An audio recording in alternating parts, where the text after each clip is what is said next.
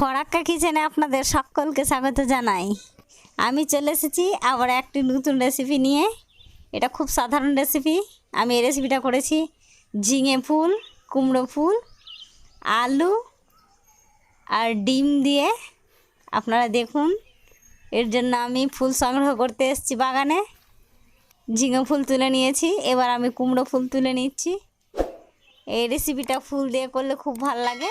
আপনারা ঝিঙে কুমড়ো ফুল বাদেও যদি মিষ্টি কুমড়োর ফুল পান তাহলেও করতে পারেন। এই রেসিপিটা খেতে খুবই টেস্টি, একেবারে মুখরোচক রেসিপি।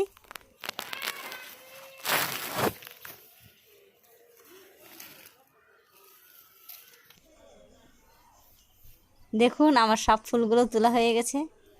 এগুলোর জন্য বাসি ফুল লাগবে না, একেবারে তরতাজা ফুল লাগবে। আমি তুলে নিয়েছি সব ফুলগুলো। দেখতে খুব ভালো লাগছে, খুব সুন্দর ফুল। আর একটা আলু নিয়েছি আর দুটো ডিম নিয়েছি। আর এখানে মশলাতে নিয়েছি 5 মশলা, সরিষে, রসুন, গোলমরিচ, জিরে আর নিয়েছি হিং। আর এখানে নিয়েছি জন। এবার মশলাগুলো আমি বেটে নিয়েছি আর আলুটা সিদ্ধ করে এর খোসা ছাড়িয়ে নিয়েছি। পেঁয়াজ কুচানো করে নিয়েছি। আলুটাকে আমি মেখে নিয়েছি আর এতে দিয়ে দিলাম লবণ, দিয়ে দিচ্ছি হলুদ, দিয়ে দিচ্ছি লঙ্কা গুঁড়ো,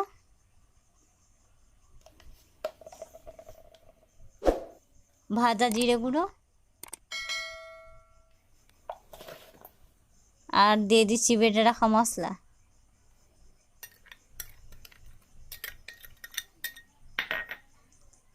আর দিয়ে দিলাম কুচিয়ে রাখা ফুল। ফুলটাকে আমি আগে থেকে ভালো করে জল দিয়ে ধুয়ে কেটে রেখেছিলাম।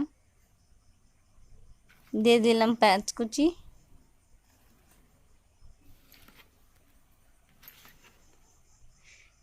আর আমি 1 চামচ জোয়ানকে ভালো করে হাত দিয়ে কচলে দিয়ে দিচ্ছি। জোয়ান দেওয়ার ফলে এর সুগন্ধটা খুব সুন্দর আসবে আর গ্যাস্ট্রিকের কোনো সমস্যাও হবে না। আর এতে দিয়ে দিচ্ছি সামান্য পরিমাণ হিং।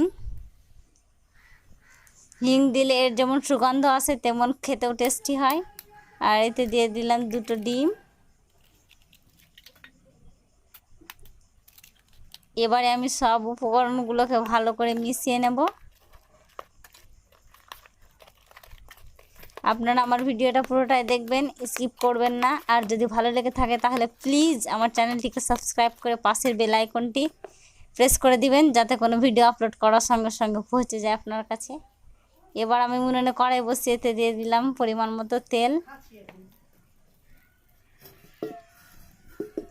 এটা ভাজার জন্য খুব বেশি তেল লাগবে না। এবার আমি চামচের সাহায্যে ছোট ছোট করে দিয়ে দেব। আপনারা এটা যেমন খুশি সাইজে করে নিতে পারবেন, ছোট বড়। আমি মাঝারি সাইজের করে নিয়েছি 3টা। তারপর আপনাদের ছোট ছোট আকারে করে দেখাবো।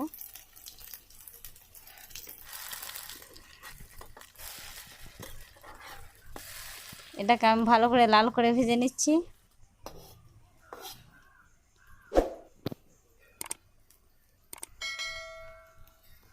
আর ভাজা হয়ে গেছে, এবার এক এক করে আমি তুলে নেব। আবার আমি দিয়ে দিলাম পরিমাণ মতো তেল। এবার আমি ছোট ছোট সাইজের বড়া আকারে ভেজে নেব। এগুলো ভাতের সঙ্গে সঙ্গে খেতে ভালো লাগে আর খালিও খেতে খুব ভালো লাগে। আমি তো করার সঙ্গে সঙ্গে খেয়ে নিলাম। আপনারা অবশ্যই এটা বাড়িতে বানিয়ে খেয়ে দেখবেন কতটা টেস্টি।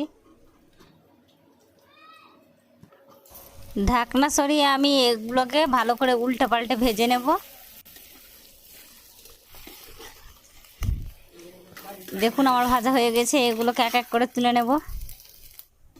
ভিডিওটি যদি ভালো লেগে থাকে তাহলে প্লিজ আমার চ্যানেলটিকে সাবস্ক্রাইব করতে ভুলবেন না। আর আবার দেখা হবে পরের ভিডিওতে কোনো নিত্য নতুন রেসিপি নিয়ে। সকলে খুব ভালো থাকবেন, সুস্থ থাকবেন। ধন্যবাদ।